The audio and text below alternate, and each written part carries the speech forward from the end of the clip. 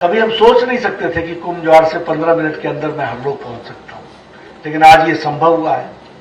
लोगों के विकास के दृष्टि से नए नए आयाम स्थापित हुए हैं और उनको पूरा करने के लिए आज सुभाष ठाकुर जी भी पूरी ताकत से उस काम को पूरा कर रहे हैं। अभी इन्होंने बताया कि नई नई स्कीम्स कैसे चलाई जा रही हैं और उस स्कीम के तहत विकास हो रहा है। हमने कभी सोचा नहीं था, शायद यहां से अब 1.5 किलोमीटर होगा वो मंडी हाईवे, 4 लेन 2 किलोमीटर 2-3 किलोमीटर है ये हाईवे 4 लेन जो बन रहा है। यानी आप मिनटों में इधर से स्वारघाट पहुंच जाओ, यानी गरामोड़ा पहुंच जाओ और मिनटों घंटों में आप मंडी पहुंच जाओ। ये स्थिति आने वाले समय में परिवर्तन आएगा। तो बहुत सी चीजों का परिवर्तन आया है, जीवन हमारा सरल हुआ है और इसी काम को हम जयराम जी की सरकार के नेतृत्व में इसको पूरा कर रहे हैं। मुझे खुशी है 5 साल के अंदर जयराम जी की सरकार ने प्रधानमंत्री ग्राम सड़क योजना में 6148 किलोमीटर की सड़कें बनाई हैं। ऑल वेदर रोड 6138, ये छोटी घटना नहीं है।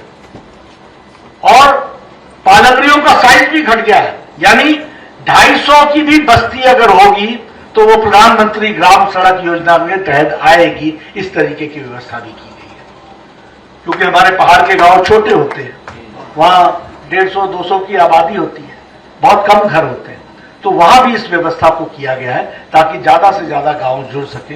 इस काम को करने का प्रयास हुआ है। अभी सुभाष जी ने चुनाव के बारे में चर्चा की। मैं जब आपसे मिलना चाहता था और मिलना चाहता हूं, क्योंकि बाहर बहुत रहना पड़ता है, जो काम मेरे जिम्मे है, देश बहुत बड़ा है और मैं दिल्ली भी कम रह पाता हूं, कभी इधर जाओ कभी उधर जाओ, इतना बड़ा देश है।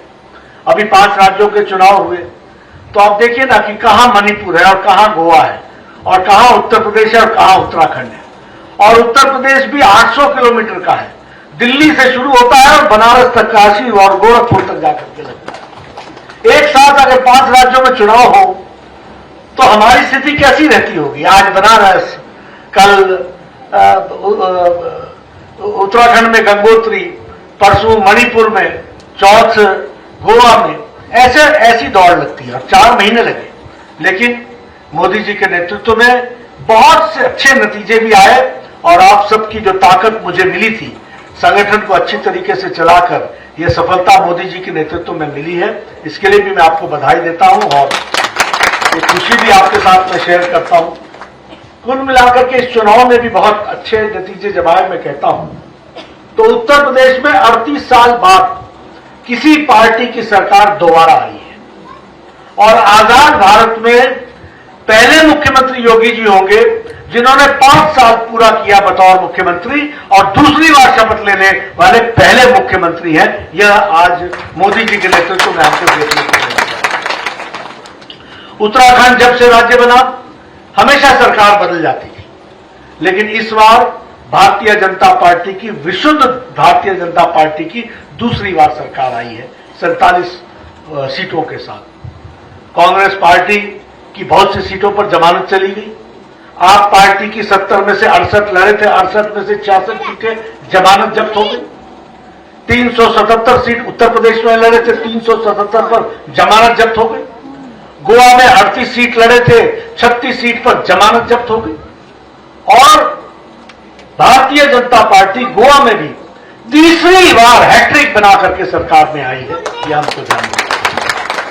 मणिपुर में हम दूसरी बार विशुद्ध भारतीय जनता पार्टी की सरकार लेकर के आए। नॉर्थ ईस्ट में कभी भी हमारी सरकार नहीं बनती थी, यह तो कांग्रेस का ही अड्डा होता था, लेकिन यहां भी हमारी सरकार बनी है। यह परिस्थिति आज आकर के खड़ी हुई है। मित्रों, इसमें बहुत बड़ा योगदान मोदी जी की नीतियों का है। उन्होंने भारत की राजनीति को बदलने में बहुत बड़ा काम किया है।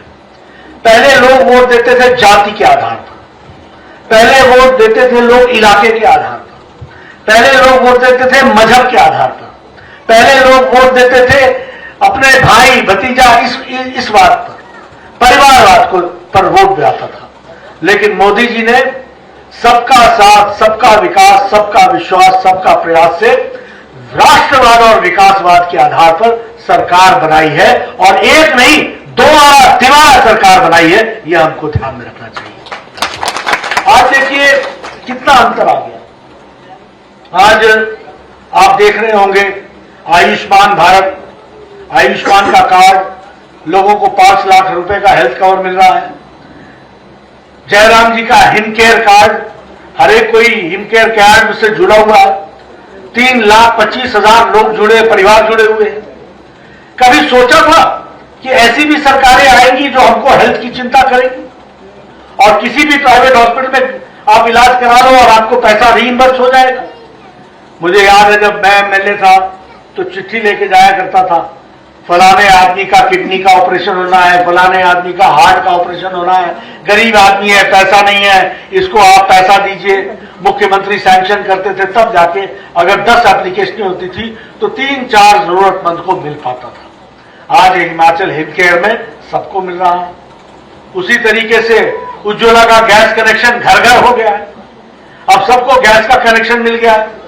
नहीं तो मुझे याद है और मैं सुनाता था सबको कि 5 बजे सुबेरे बहनें हमारी गांव में जंगल में जाके ठक ठक ठक लकड़ी काट करके लाती थी, तब जाके चूल्हा जगह आती थी।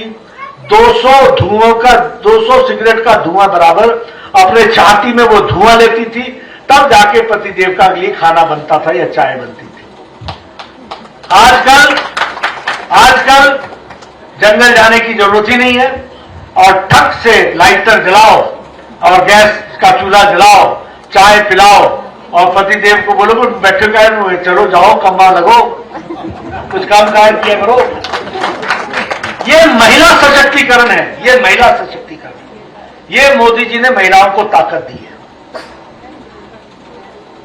स्वच्छता की दृष्टि से देखा जाए तो अब हमारे यहां कोई घर नहीं रह गया जहां शौचालय नहीं है, इज्जत घर नहीं है। 11 करोड़ शौचालय बने हैं, मतलब 11 करोड़ देश में, यानी 11 करोड़ बहनें हमारी खेतों में जाया करती थी अपने दैनिक नित्य क्रम के लिए। हमारे बच्चे खेतों में जाया करते थे। मोदी जी ने सही मायने में आजादी दिलाई है तो महिलाओं को आजादी दिलाई, उनके घर में इज्जत घर दे करके, शौचालय पहुंचा करके। यह हमको याद रखना चाहिए। अभी कोरोना आया, अब कोरोना में 80 करोड़ की जनता को 5 किलो गेहूं या 5 किलो चावल, 1 किलो दाल। पिछली महामारी जो 100 साल पहले आई थी, बीमारी से ज्यादा लोग भूखमरी से मर गए थे, लेकिन मोदी जी ने जब से कोरोना आया है किसी को भूखा सोने नहीं दिया है, 2 वक्त की रोटी का इंतजाम किया है। यह हमको याद रखना चाहिए। ये छोटी घटना नहीं है मित्रों। ये माताओं से पूछो कि राशन मिलता है कि नहीं मिलता है, पहुंचता है कि नहीं पहुंचता है, घर चलता है कि नहीं चलता है। और लॉकडाउन था, कोई कमाने की व्यवस्था नहीं थी। उस समय मोदी जी ने 20 करोड़ बहनों के खाते में पूरे 3 महीने के लिए 500 रुपए उनके खाते में पहुंचाया। ये भी हम आपको बताना चाहते हैं। और आज आप लोग बैठे हैं बिना मास्क के और इतने नजदीक बैठे हैं। अमेरिका अभी कोरोना से बाहर नहीं निकला है, यूरोप अभी कोरोना से बाहर नहीं निकला है। ये मोदी जी ने आपको वैक्सीनेशन करके सुरक्षा कवच पहनाया है, स्वास्थ्य का कवच पहनाया है, और इसलिए हम खुले घूम रहे हैं बिना मास्क के। और 130 करोड़ के देश को बचाने का काम नरेंद्र मोदी ने किया। ये बात भी हमको ध्यान में रखनी चाहिए। और कभी सोचा था कि भारत वैक्सीन बनाएगा और एक नहीं 2-2 वैक्सीन बनाएगा और भारत देगा, भूटान को देगा, नेपाल को देगा, श्रीलंका को देगा, बांग्लादेश को देगा, पाकिस्तान को देगा, अफगानिस्तान को देगा।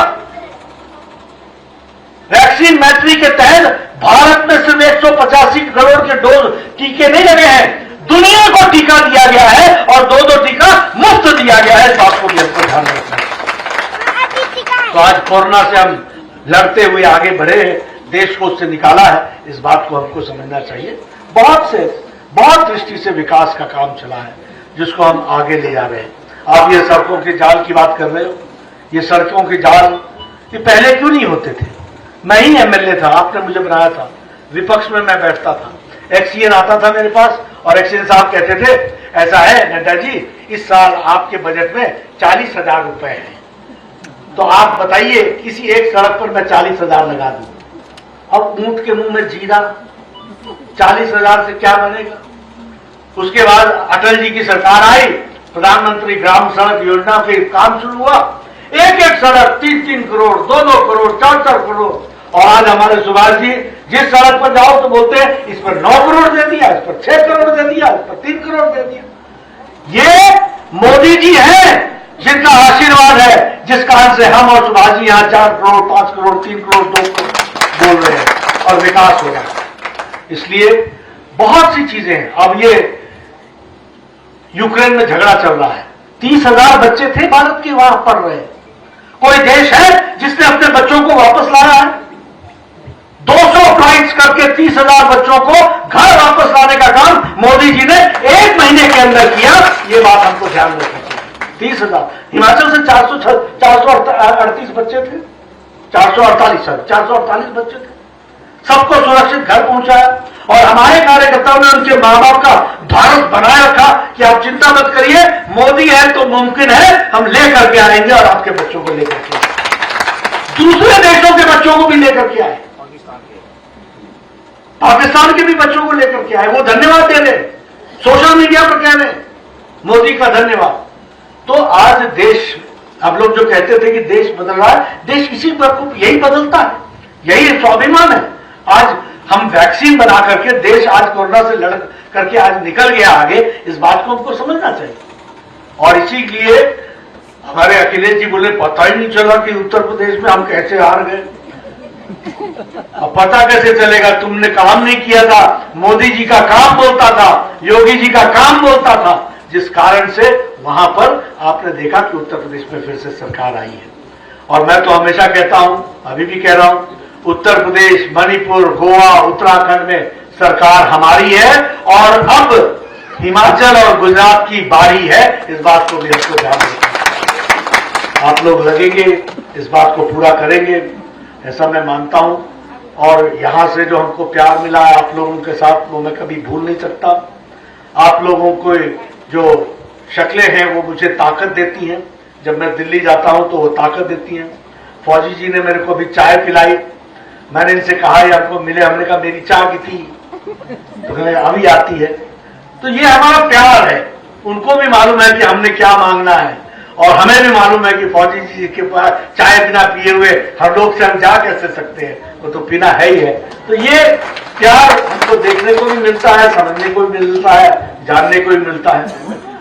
तो ऐसी यादों को ताजा करने के लिए मैं यहाँ आया था।